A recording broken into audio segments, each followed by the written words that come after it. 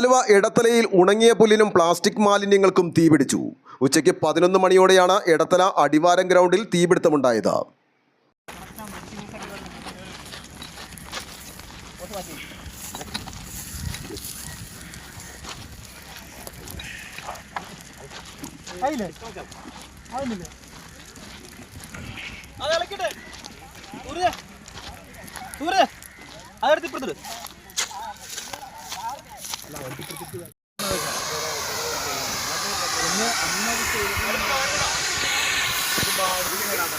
തീപിടുത്തമുണ്ടായ ഗ്രൗണ്ടിനോട് ചേർന്ന് ഒരു അങ്കണവാടിയുമുണ്ട്.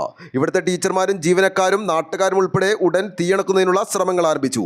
പിന്നീട് ഫയർഫോഴ്സ് എത്തി തീ നിയന്ത്രണ വിധേയമാക്കി. ഇവിടെ പ്ലാസ്റ്റിക് ഉൾപ്പെടെയുള്ള മാലിന്യങ്ങൾ കൊണ്ടുവന്ന് തള്ളുന്നതായും നാട്ടുകാർ പരാതിപ്പെട്ടു. ആലുവ ലൈവ് ന്യൂസിന് വേണ്ടി സിദ്ദീഖ് കാരക്കാടിനൊപ്പം സനൂപ് കളമശ്ശേരി.